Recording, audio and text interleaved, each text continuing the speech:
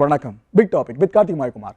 இன்னைக்கு நம்ம ஷோவில் மத்திய நிதியமைச்சர் நிர்மலா சீதாராமன் அவர்கள் எழுப்பியிருந்த கேள்விகளுக்கும் அதிருப்திகளுக்கும் நம்ம திமுக எம்பி திருச்சி சிவா அவர்கள் இருக்காங்களா, அவர் பயங்கரமான காரசாரமான பதில்களை கொடுத்துருக்காரு. அதுவும் அவங்க அந்த அவைக்கு வரல மத்திய அமைச்சர் அவர்கள், அதை கூட கொஞ்சம் நாசூக்கா கேலி பண்ணியே பேசியிருக்காரு. இது எல்லாத்த பற்றி தான் முழுக்க முழுக்க இந்த ஷோவில் பேச போகிறோம். நிகழ்ச்சியில் போகலாம்.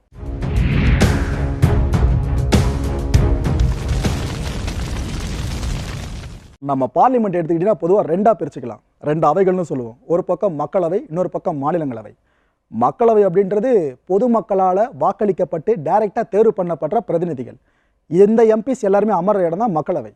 மாநிலங்களவை அப்படின்னா ஒவ்வொரு கட்சியில் எம்எல்ஏக்கள் இருப்பாங்களே, இவங்களோட எண்ணிக்கை அடிப்படையில் இந்த ஒரு எம்பியை செலக்ட் பண்ணி அவங்கள அப்படியே பார்லிமெண்ட்டுக்கு அழைச்சிட்டு போய் விடுவாங்க. அந்த எம்பிஸ்லாம் அமர்ற இடம் பார்த்தீங்கன்னா மாநிலங்களவை. இந்த ரெண்டு அவைக்கும் பெரிய வித்தியாசம் இருக்குது. இதை முதல்ல புரிஞ்சுக்கங்க. சமீபத்தில் மத்திய நிதியமைச்சர் நிர்மலா சீதாராமன் அவர்கள் மக்களவையில் பேசுகிறப்ப பல விஷயங்களை சொல்லியிருந்தாங்க. இந்த திமுகவை எந்த அளவு அடித்து பேச முடியுமோ அந்தளவு அடித்து பேசியிருந்தாங்க. இதுக்கு காரணம் பார்த்தீங்கன்னா திமுக எம்பி கனிமொழி அவர்கள் பாஜகவை பயங்கரமாக விமர்சனம் பண்ணியிருந்தாங்க. இதுக்கெல்லாம் மேலே விலைவாசி உயர்வை பற்றி அவங்க ஓப்பனாக பல விஷயங்களை சொன்னாங்க.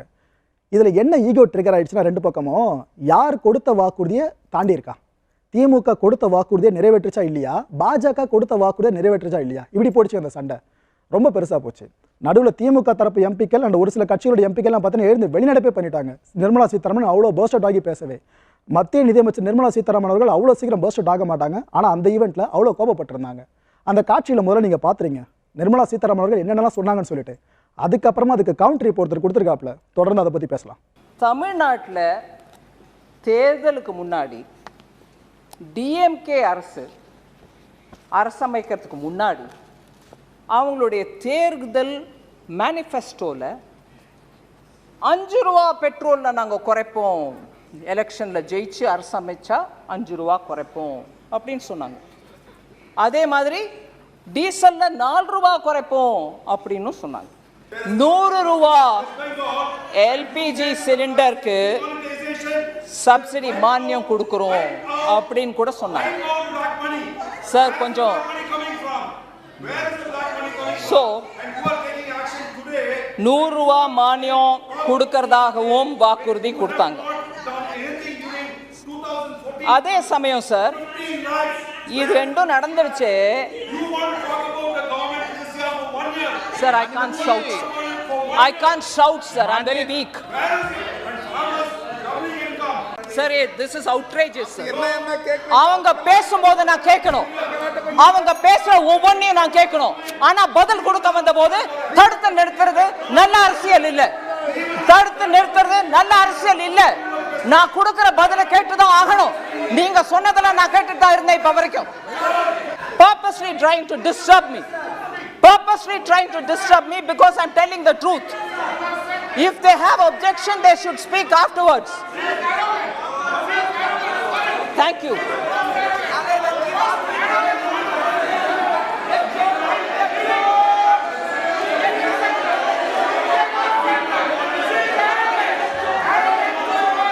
இன்னும் கேட்ட போங்க. Thank you. Thank you. Thank you. Thank you. Thank you. Sir, what is this, sir? மக்களே, தொகுப்பை பார்த்துருப்பீங்க. என்னென்ன பேசியிருக்காங்க அப்படின்றதையும் தெளிவாக நோட் பண்ணி இருந்திருப்பீங்க. ஆக்சுவலாக கனிமொழி அவர்கள் கிட்ட தான் இந்த வாக்குவாதம் ஆரம்பிச்சுது. ஆனால் இந்த வாக்குவாதம் இப்போ முடிஞ்சிருக்க இடம் எங்கன்னு பார்த்தீங்கன்னா, நம்ம திமுக எம்பி இருக்கார்லங்க திருச்சி சிவா அவர்கள், அவர்கிட்ட வந்து முடிஞ்சிருக்கு. இவர் என்ன பண்ணியிருக்காப்புல, இன்னைக்கு மாநிலங்களவையில் பேசியிருக்காரு. உங்களுக்கு தெரிஞ்சிருக்கோம், இவர் மாநிலங்களவை உறுப்பினர். பேசினப்ப பல விஷயங்கள், அதாவது நிர்மலா சீதாராமன் அவர்களுக்கு என்னென்ன விஷயங்கள்லாம் பதில் கொடுக்க முடியுமோ எல்லாத்துலேயும் கொடுத்தாரு. அவர் ஆரம்பிச்சதே பார்த்தீங்கன்னா, இந்தியாவில் இப்போது வேலையில்லா திண்டாட்டம் அப்படின்றது வரலாறு காணாத அளவுக்கு இருக்குன்னு டைரெக்டாக நெத்தி போட்டில் அடித்த மாதிரி மொதல் விஷயத்த சொல்லி ஓப்பன் பண்ணாப்புல. அதுக்கப்புறம் இதுக்கு முழுமையான காரணம் வேறு எதுவும் இல்லை, கவர்மெண்ட்டோட தப்பான பாலிசிஸ் இருக்கிற கொள்கைகள். இதுதான் நிதியமைச்சர் இங்கே இருப்பார் நான் நினச்சேன், ஆனால் இல்லைன்ட்டார். புரியலையாங்க? நிதியமைச்சர் நிர்மலா சீதாராமன் அவர்கள் மக்களவையில் நிறைய விஷயங்களை பேசியிருந்தாங்க. அவங்களுக்கு பதில் சொல்கிறதுக்காகவே ஒரு அவைக்கு வந்த மாதிரி இருக்குது. அதனால தான் அந்த ஒரு டேர்மை யூஸ் பண்ணுறாரு. அவங்க இங்கே இருப்பாங்கன்னு நினச்சேன், ஆனால் இல்லை அப்படின்றாரு. இது இன்னும் நீங்கள் உள்ளார்ந்து யோசிச்சிங்க அப்படின்னா, அவங்க ஏதோ இவர் இருப்பார்னு சொல்லிட்டு பயந்து அவங்க வராமல் இருந்த மாதிரி தான் ப்ரொஜெக்ட் ஆகுது. புரியுதா? ஒரு சென்ட்ரல் மினிஸ்டர் சார்ந்து இவ்வளோ பெரிய ஃப்ரேஸை உள்ளே பயன்படுத்தியிருக்காங்க. ஆனால் டைரெக்டாக இல்லை, அதனால் தப்பிச்சாங்க, அவ்வளோதான். சரி விடுங்க அப்படின்னு அவரே சொல்லிட்டு அவங்களுக்கு வேறு ஏதாவது வேலை இருந்திருக்கும் அப்படின்னு இருக்காருங்க. இதை விடலாம் பார்லிமெண்ட்டுக்குள்ளே அன்பார்லிமெண்ட்ரி வேர்ட்ஸை பயன்படுத்தாமல் கலாய்க்கிறதுலாம் நம்மளால் மட்டும்தான் முடியும் போல இருக்குது. சரி, நான் சொல்ல வந்ததெல்லாம் சொல்லி முடிச்சிடறேன் அப்படின்ட்டு கண்டென்ட்டை open பண்ணுறாப்புல. In the past 50 years, the unemployment has critically gone down, very much bad than ever before, all because of this government's policies. Sir, I expected the finance minister to be here. I think some other works might have compelled her to be out, but I want to tell her. Nirmala Sitharaman அவர்கள் பார்லிமெண்ட்டில் பேசுகிறப்ப திமுக மட்டும் இல்லைங்க, நிறைய எதிர்கட்சிகளை விமர்சனம் பண்ணியிருந்தாங்க. Okay, right. ஆனால் விமர்சனம் ஒருத்தவங்க பண்ணணும் அப்படின்னா அவங்க முதல்ல ஒழுங்காக இருக்கணும். அந்த ஒரு பெர்ஸ்பெக்டிவில் பார்த்தீங்க அப்படின்னா பாஜக கொடுத்த வாக்குறுதி எல்லாத்தையும் நிறைவேறிடுச்சா அப்படின்னு கேட்டார். அதாவது இந்த கேலரி விழாக்கள் இருக்குல்ல, ஒரு ஈவெண்ட்டு, அங்கே வேணா போயிட்டு பேசி நிர்மலா சீதாராமன் அவர்கள் கைத்தட்டு வாங்கிக்கலாம். ஆனால் அதே பேச்சை பார்லிமெண்ட்டுக்குள்ளே பேசினா நாங்கள் ஏற்றுக்க மாட்டோம், நாங்கள் இன்னும் நிறைய எதிர்பார்க்குறோம் அவங்க கிட்ட இருந்து அப்படின்ட்டு ஒரு தக் லைஃப் மூமெண்ட்டை திருச்சி சிவா அவர்கள் காமிச்சிருந்தார். In the Lok Sabha, she was replying to the members of the DMK and other people who criticized the government for not having controlled the price rise and the petroleum prices. And in the course of her speech, she said that the DMK during the election campaigning gave a manifesto and it has not fulfilled its promises of reducing the petrol price and all. Sir, I would like to submit through you to this government as well as to the finance minister. She knows pretty well, but she spoke to the gallery. We expected something else from her. விமர்சனம் பண்ணதுக்கு இவர் கிண்டல் பண்ணுற துணியில் content எடுக்க ஆரம்பிச்சிருக்காரு. அதுக்கப்புறம் content எங்கே கொண்டு போனார்னு பார்த்தீங்கன்னா, திமுக தமிழகத்தில் ஆட்சி அமைச்சு 1 வருஷம் ஆயிடுச்சு. இந்த 1 வருஷம் தான் ஆயிருக்குங்க, இன்னும் 4 வருஷம் எங்களுக்கு பேலன்ஸ் இருக்கு. ஆனால் இதுக்குள்ளேயே நாங்கள் தேர்தல் சமயத்தில் கொடுத்த வாக்குறுதிகளில் 70% வாக்குறுதியை நிறைவேற்றி முடிச்சிட்டோம். எங்களை போயிட்டு வாக்குறுதி நிறைவேற்றலன்னு சொன்னால் எப்படிங்க ஏற்றுக்க முடியும் அப்படின்னு சொல்கிறாரு. சரி, ஓகே. இந்த 1 வருஷத்துக்குள்ளேயே நாங்கள் பால் விலையை குறைச்சிருக்கோம், எரிபொருள் விலையை குறைச்சிருக்கோம், மத்திய அரசு அப்படின்ட்டு பேசி ஒரு பாசங்க, ஓகேவா? ஊட்டச்சத்து குறைபாடு, பச்சிளம் குழந்தைகள் இறப்பு, இது இப்போ இந்தியா முழுக்கும் அதிகரிச்சுக்கிட்டு இருக்கு. இதை தமிழக அரசு தெளிவாக பார்த்து புரிஞ்சுக்கிச்சு. ஸோ அதனால தான் குழந்தைங்களுக்கு, பள்ளி குழந்தைங்களுக்கு மதிய உணவு மட்டும் கொடுக்காம நாங்கள் காலையில் பிரேக்ஃபாஸ்ட்டே இப்போ அரேஞ்ச் பண்ணியிருக்கோம்.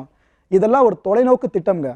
எங்களோட கொள்கை, அரசு கொள்கை இந்த அளவுக்கு இருக்கு, ஆனால் மத்திய அரசு கொள்கை சொல்லிக்கிற மாதிரி இல்லைன்ட்டு ஓப்பனாக அடிச்சார். In 1 year, the DMK government headed by Mr. M.K. Stalin has fulfilled 70% of the poll promises. We have yet more 4 years to cross. And we have reduced the petrol price by 3 rupees. And we have reduced the milk price by 3 rupees. And we have done a very, very, see, this government, because of these policies, I was about to come to that in the later part, but statistics very clearly say that the sex ratio of women have increased, but their anemic ratio is increasing very much. And the nutrition of the children are down to the level. Infant mortality is more. So, sensing all these things, in Tamil Nadu, sir, other than the nutrition meal scheme in the afternoon, we give also breakfast to the children in the school. That is a very progressive one. And everything that happened is only because of this government's policies. இது என்ன பிரமாதம்? இதை விட ஒரு விஷயத்தை சொல்லி score பண்ணியிருந்தாருங்க. அதை பற்றி மக்கள் கண்டிப்பாக தெரிஞ்சுக்கிட்டே ஆகணும். என்ன சொன்னாப்புல, வாக்குறுதிகளை நிறைவேற்றிட்டீங்களா அப்படின்னு எங்ககிட்ட கேள்வி கேட்குறாங்கப்பா. சரி, நான் பதிலுக்கு கேட்குறேன். 2014 தேர்தலில் நீங்கள் தந்த வாக்குறுதிகளை எல்லாத்தையுமே நிறைவேற்றிட்டீங்களா அப்படின்னு ஒரு ஃப்ளாஷ்பேக் எடுக்கிறாப்புல. அந்த ஃப்ளாஷ்பேக் எதுவாக இருக்கும்ன்ட்டு கண்டிப்பாக உங்களுக்கே புரிஞ்சிருக்கும். இந்த இந்தியன் சிட்டிசன்ஸோட வங்கி கணக்கில் 15 லட்சம் ரூபாய் போடுறோம், டெபாசிட் பண்ணுறோன்னு சொன்னீங்க, அந்த பணம்லாம் போட்டிங்களா அப்படின்னு கேட்டார். இதை தொடர்ந்து ஒரு விஷயம் சொன்னாப்புல, சரி எதுக்காக நிறைவேற்ற முடியாதுன்னு தெரிஞ்ச இந்த வாக்குறுதியை கொடுத்தீங்க அப்படின்ட்டு இப்போ உள்துறை அமைச்சராக இருக்கார்ல, மத்திய உள்துறை அமைச்சர் அமித்ஷா அவர்கிட்ட கேட்டால் அவர் சொல்கிற பதில் ஜும்லா அப்படின்றாருன்றாங்க. ஜும்லா அப்படின்னா அந்த பொய்யான வாக்குறுதின்னு சொல்லுவாங்க அப்படின்னு அமித்ஷா அவர்களே கிளைம் பண்ணியிருக்காரு. என்னங்க இதெல்லாம் மக்களை ஏமாத்துற வேலையாக இருக்குன்னு நாடாளுமன்றத்துக்குள்ள எவ்வளோ பெரிய ஒரு ஃப்ரேஸை முன் வச்சிருந்தாரு. During the election, let me ask, she is challenging us in 1 year whether we have fulfilled the poll promises. Let me ask them, it is 8 years you have completed. Have you fulfilled your poll promises which you gave in 2014? You said that black money will be totally unearthed and 15 lakh cash will be deposited in every citizen's account. Have you deposited? Have you deposited? Later, you yourself said. It was Jumla. Later, I'll tell you. Later, your own Home Minister, Honorable Amit Shah told it's a Jumla. Jumla means empty promise. Empty. So, political promise. Whatever be the, I don't know the meaning of that word. So, you gave an assurance, but you are not fulfilled. Father, you yourself said it is an electoral promise. So, you have cheated the people. You have misled them. And you said every year you will give 2 crores of employment to the youth. But now as I said in the beginning, the unemployment has soared high. சரி, இந்த ஃப்ளாஷ்பேக்கை இன்னும் கொஞ்சம் அட்வான்ஸாக கொண்டு போகலான்னு சொல்லிட்டு அடுத்த கண்டென்ட்டை கையில் எடுக்கிறாரு. இந்த பண மதிப்பிழப்பை நீக்க நடவடிக்கை இருக்குல்ல, டிமானிட்டைசேஷன். இதனால் இந்திய பொருளாதாரம் சீர்குலைஞ்சிடுச்சு. எனக்கு 50 நாட்கள் கொடுங்க அப்படின்னு பிரதமர் மோடி அவர்கள் சொல்லியிருந்தார். அந்த 50 நாட்கள் கடந்தும் இந்த டிமானிட்டைசேஷன் அப்படின்ற முடிவு தப்பானதுன்னு மக்கள் நீங்கள் நினச்சிங்க அப்படின்னா என்னை தூக்கில் போடுங்கன்னு மோடி அவர்களே சொல்லியிருந்தார். அதுக்கப்புறம் நிறைய பேரும் நிறைய விஷயங்கள் கேட்டதா திருச்சி சிவா அவர்கள் சொல்லியிருந்தாங்க. உங்களுக்கே புரிஞ்சிருக்கு என்ன சொல்ல வரேன்னு சொல்லிட்டு. ஜிஎஸ்டியால் அடிப்படை பொருட்களோட விலையே உயர்ந்துருச்சுங்க. இன்னும் உதாரணத்துக்கு சொல்கிறதா இருந்தால், சுடுகாட்டுக்கு பணத்தை தூக்கிட்டு போகிறோம்ல, அந்த சுடுகாட்டில் போய் அந்த பணத்தை என்னென்ன ஃபார்மாலிட்டிலாம் பண்ணி முடிக்கணுமோ இதுக்கு 18% வரைக்கும் ஜிஎஸ்டி போட்டிருக்கீங்கன்னா இது எப்படி ஏற்றுக்க முடியும் அப்படின்னு கேட்டார். And next comes the demonetization policy. And the highly flawed demonetization policy which was imposed upon the people all of a sudden, which devastated the MSME sector, the informal economy and the whole economy of this country. And what the Prime Minister told when people were agitated, just in 50 days, if it is not set right, you hang me. Did he not tell that? You punish me, he said. But years have rolled by. The crisis caused by the demonetization and the adverse impact on the economy and the MSME sector and the poor people still continue. So whatever you have done are only flawed. The GST, again to say, the GST has increased the basic prices. And Derek was quoting about a couple, a man and a woman getting up in the morning, getting ready to go to office, going out, what are all the expenses. Let me tell you one more thing, my dear friend. A person dies, he is no more. He is taken to the crematorium. There he has to pay 18%. 18% GST in crematorium. Honorable member. How sad? சரி, இதெல்லாம் விடுங்க. இப்போ இந்தியாவில் இருக்க முக்கியமான பஞ்சாயத்து இருக்கு பாருங்க, இந்த பெட்ரோல் டீசல் இதோட விலை ஏற்றம். இதை பற்றி ஒரு பெரிய ஸ்டாட்ஸே கொடுத்தாருங்க திருச்சி சிவா அவர்கள். அதை பற்றி கண்டிப்பாக பேசியே ஆகணும். அதுவும் இந்த ஸ்டாட்ஸோட டேட்டாஸ் இருக்குல்ல, இதை நிதியமைச்சர் அவர்களே முன்னாடி கொடுத்துருக்காங்க, நிர்மலா சீதாராமன் அவர்கள். அந்த ரிப்போர்ட்டை பேஸாக வச்சு இவர் இந்த கண்டென்ட்டை தயார் பண்ணியிருக்காரு. என்ன சொல்கிறாப்புல, சர்வதேச சந்தையில் கச்சா எண்ணெயோட விலை அதிகமாக இருந்தாலும் இந்தியாவில் பெட்ரோல் டீசல் விலை அதிகமாகுது. சர்வதேச சந்தையில் கச்சா எண்ணெய் விலை குறைஞ்சாலும் இந்தியாவில் இந்த எரிபொருள் விலை குறைய மாட்டுது, ஏறிக்கிட்டே இருக்கு அப்படின்றாரு. எதுக்கு இந்த முரண்பாடான சூழல் இந்தியாவில் ஏற்பட்டுக்கிட்டு இருக்கு? இந்த கேள்வி எழுப்பிட்டு நிதியமைச்சரை ஒரு அறிக்கையை தாக்கல் பண்ணாங்கப்பா, அதில் அவங்க ஒரு டேட்டாவை சொன்னாங்க அப்படின்ட்டு அடுத்த கண்டென்ட்டை கையில் எடுக்கிறாரு. கிட்டத்தட்ட இந்த பெட்ரோலிய பொருட்கள் விலையேற்றம் இருக்குல்லங்க, இதன் மூலமாக மட்டுமே மத்திய அரசு 8.71 லட்சம் கோடி ரூபாய் அளவுக்கு வருவாயை பார்க்குதான். இதை நான் சொல்லலை, நிர்மலா சீதாராமன் அவர்களே சொல்லியிருக்காங்க அப்படின்ட்டு இவர் ஒதுங்கிட்டார். யார்? திருச்சி சிவா அவர்கள் ஒதுங்கிட்டாப்புல. கார்பரேட்டுகளுக்கு வருவாய் பெருக்கிறது தான் மத்திய அரசோட நோக்கமாக இருக்குன்னு சொல்லிட்டு கொரோனா காலத்தில் கூட கார்பரேட்டுகளோட லாபம் கிட்டத்தட்ட 22% அதிகமாச்சு. எப்படிங்க எனக்கு புரியல, மக்கள்லாம் கஷ்டப்படுற அந்த நேரத்தில் கூட கார்பரேட்ஸ் நல்லா வாழ்றாங்கன்னா இந்த கவர்மெண்ட் யாருக்கானது அப்படின்ற கேள்வியை கேட்டார். In 2011, the oil price was at the highest, 111 rupees 89 paisa, when the petrol price was only 58.5. That was in UPA. And when it demitted office, the oil prices have come down to 84.16 and the petrol was 72.26. When they took over, it was the same. The very next year, the oil prices in the global level came down to 46.17 rupee, but here, dollar, and here the petrol price was 60.49. It was not proportionate.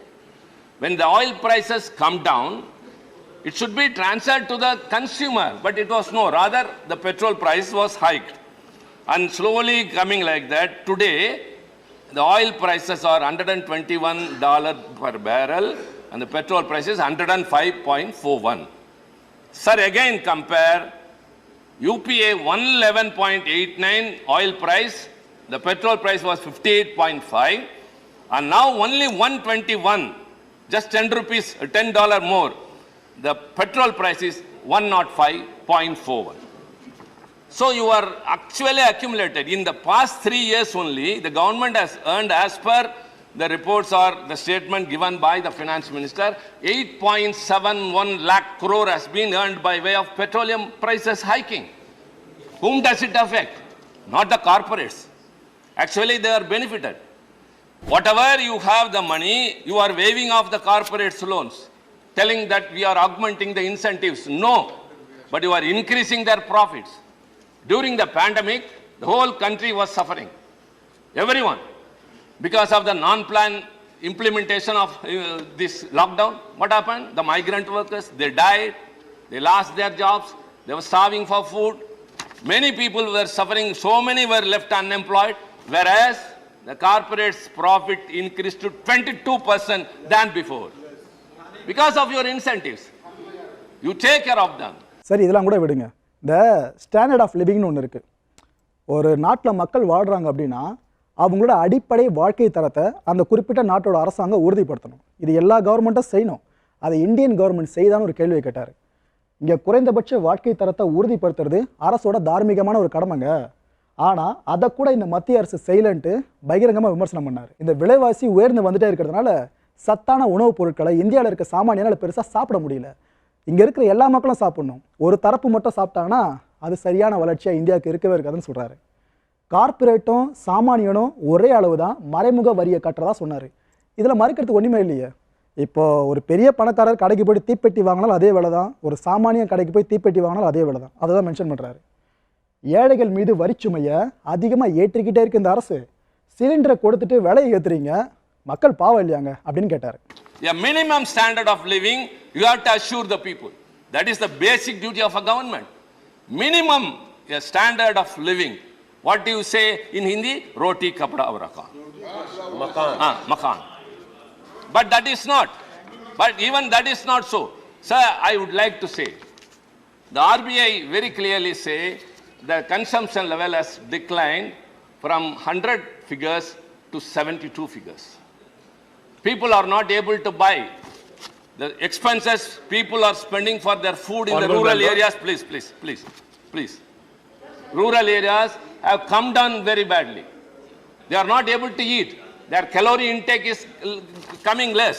I would say, sir, the indirect tax, what the low income group people is giving, that is what the high income group, a corporate, is also giving. The direct taxes income is only 54%.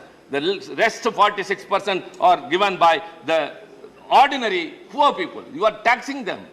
You are breaking their backs. They are not able to survive. Essential commodities price go up. The poor people, see what do you call Ujjwala? What is Ujjwala? You are given stoves, but the gas price has gone up. 1,100. They are having stoves, but they cannot buy gas. இவ்வளோ தூரம் வார்த்தைகளை பயங்கரமாக போர் மாதிரி தொடுத்து முடிச்சிட்டாரா? அவரோட அந்த தாகம் அப்போ இருக்க அடங்கின மாதிரி தெரியல. சரி, சிட்டிங், அதாவது உட்கார போகிறாரு. அந்த நேரத்தில் கூட நிர்மலா சீதாராமன் அவர்களுக்கு இதை அட்வைஸ் பண்ணுற மாதிரி திருக்குறள் சார்ந்த ஒரு விஷயத்த சொன்னாருங்க. அதாவது ஒரு அரசர் அப்படின்னா அவருக்கு என்னென்ன பண்புகள்லாம் இருக்கணும். விமர்சனத்தெல்லாம் இந்த கவர்மெண்ட் பெருசாக கேட்கவே மாட்டுது. ஆனால் அப்படி இருக்கக்கூடாது. திருவள்ளுவர் என்ன சொல்லியிருக்காரு தெரியுமா? அதுவும் தமிழில் தான் சொல்ல போகிறேன். இது மற்றவங்களுக்கு புரியுதோ இல்லையோ, சம்மந்தப்பட்ட நிர்மலா சீதாராமன் அவர்கள் இருக்காங்களே, அவங்களுக்கு தமிழ் நல்லா புரியும், அவங்க புரிஞ்சுப்பாங்கன்னு சொல்லிட்டு அந்த திருக்குறளை உச்சரிச்சுட்டு அதுக்கான விளக்கத்தையும் திருச்சி சிவா அவர்கள் கொடுத்துருந்தாங்க. I think she would come to know because she used to quote from Tamil Tirukkural, Purananur and all. I would also like to quote one Tirukkural. கொடையளி செங்கோல் குடியோம்பல் நான்கும் உடையோ நாம் வேந்தற்கு ஒளி. Means, I would say in Tamil first, தேவைப்படுவோருக்கு தேவைப்படுவதை தருவது, அடுத்தவர்கள் கருத்தை மதிப்பது, நல்லாட்சி நடத்துவது, எல்லாவற்றிற்கும் மேல் மக்களை பாதுகாப்பது, இந்த நான்கும் உடையதே அரசருக்கு அழகு. Let me tell in English. You have to give the poor what they need, number one.